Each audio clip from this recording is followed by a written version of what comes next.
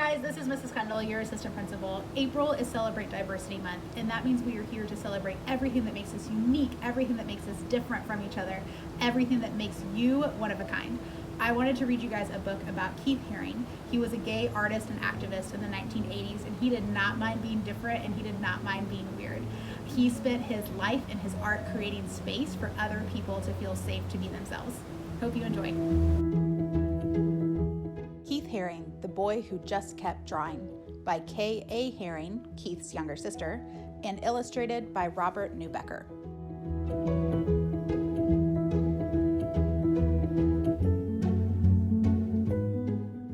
There was a boy named Keith. When he was little, his father taught him how to draw dogs and fish and funny things.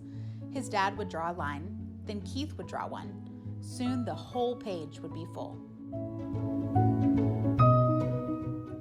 From that time on, Keith never stopped drawing. In elementary school, while taking tests, Keith doodled on the edge of his paper. When he handed in his work, his teachers would ask, "Why did you doodle on this important paper?" Keith didn't answer. He went back to his desk and just kept drawing. Sometimes Keith invited his friends to draw in his backyard clubhouse. Keith made symbols and said each one represented a letter of the alphabet. His friends asked, "Why do you use symbols to write?" Keith drew more symbols. It was his way of answering their question. He encouraged his friends to join him. As a teenager, Keith liked to draw in his bedroom with music playing loud. He would draw on every piece of paper he could find. His mother had to yell over the music, "Why can't you turn that music down and go outside and ride your bike?" But Keith had sold his bike to buy art supplies, so he answered, "Look at the cool drawings I did." And he just kept drawing. When Keith was in high school, he won first prize for his art. A successful couple from town offered to buy his drawing. Keith said, "No, thank you. If you enjoy my art, you may hang it on your wall. No charge." Keith's sisters were shocked. "Why didn't you take the money?" they asked. Keith shrugged. He just wanted to keep drawing. Keith graduated from high school and went to the big city of Pittsburgh to a school that would teach him about art. There were boys on the street trying something new, breakdancing. He liked the crazy shapes of their bodies as they turned and flipped on the ground. While the music played loud, Keith started drawing wiggly lines. His teachers asked him, "Why are you drawing pictures that look like scrambled bodies? This is not what we told you to draw." Keith knew how to draw. He just wanted to draw in different ways. And he kept drawing. Keith moved to the huge city of New York when he was 20, so he could draw with other artists. He started to draw all over the city, on walls, on sidewalks, and on paper that he hung on lampposts. His drawings were washed away by the rain or torn down by street cleaners. Other artists asked Keith, "Why do you draw in places where your pictures are erased?" Keith didn't hear them. He was searching for another wall so he could keep drawing. Keith got a job delivering packages and sometimes rode the subway. One day, he saw a panel of black paper on the wall in a station. He rushed outside to buy chalk and came back and began to draw. The white chalk made bright, smooth lines on the black paper. Day after day, Keith filled the empty panels in the subway stations with art.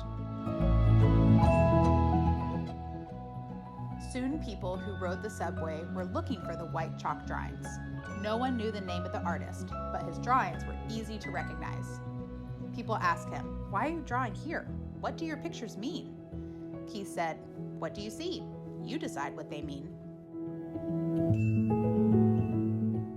Where Keith lived, there was trash on the street and people didn't always say hello to each other.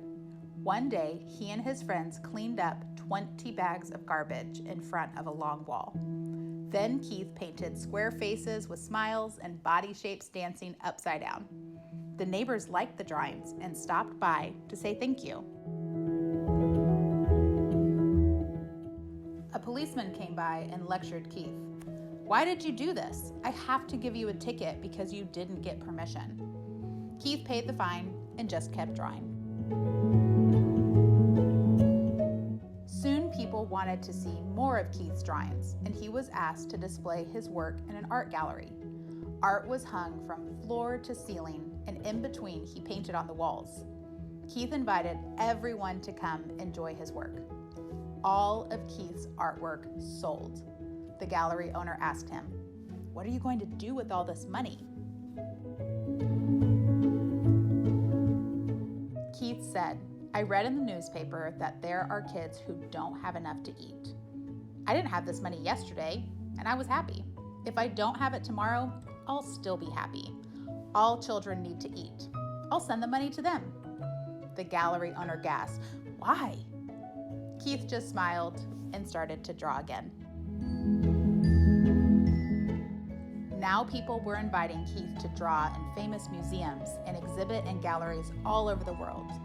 He was proud that he had become a successful artist. But wherever he went, Keith insisted he paint a mural so everyone could enjoy his work, not just the people who had money to buy it. During a visit to Paris, France, Keith painted on the outside of a children's hospital, 6 stories high. Newspaper reporters came to take pictures and asked, "Why did you paint at the hospital? Do you think it will make the sick children feel better?" Keith didn't have time to answer. He had to finish the painting. When the Statue of Liberty was 100 years old, Keith drew an outline of the famous statue on a huge piece of vinyl fabric. Then he asked 900 kids to help him finish the drawing.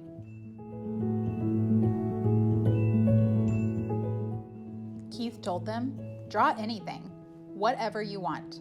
No one can say it's bad or good. It's yours." When the giant painting was displayed, people were amazed to see what Keith and the kids had made. But the art critics couldn't understand why a famous artist was drawing with kids. But you know Keith, he just kept drawing. Keith painted all over the world. He would draw on anything, anytime, anywhere. Wherever he went and whatever he did, he would not stop. He just kept drawing. Now everyone wanted to know, and together they shouted, "Why? Why do you draw all the time? Why do you give your artwork away? Why do you draw on buildings, on people, on clothing, on furniture, on subway walls, on cars, on skateboards, on walls that belong to no one, and on things to be thrown away? Why do you draw on everything?" Keith stopped drawing just for a moment and answered, "I draw all the time because there are many spaces to fill. I give my drawings away to help make the world a better place. I draw everywhere because everyone needs art." Then Keith turned back to the street, took a piece of chalk from his pocket, and just kept drawing.